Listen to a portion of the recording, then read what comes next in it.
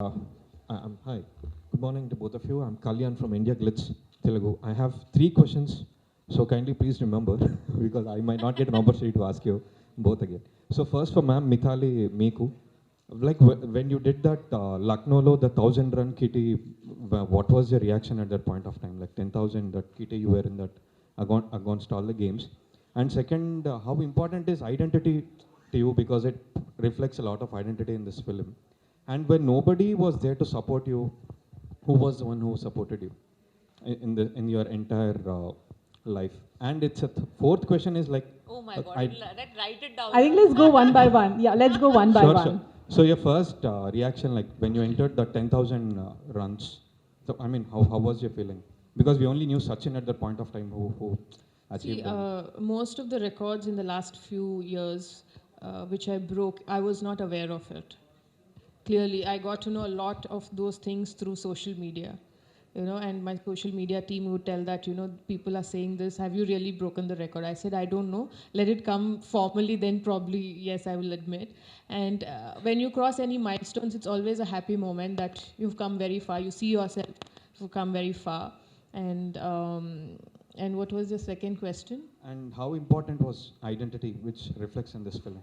Well, for a long time in the initial years, when we talk about cricket, it was more about men's cricket. Even the roundtable conference, wherever in the parties, everybody would talk a lot more about what's happening in men's cricket. But never the curiosity or the awareness about, is there a women's cricket? Or if there are women cricketer around, are you curious enough to know what is happening there?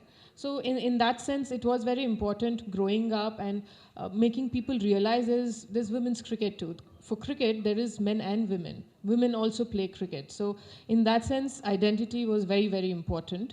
And when I started, obviously in the obscurity, there was no facility, no resources. The number of games that we played was very less. I've played a lot of domestic games, then the international in the first few years of my career.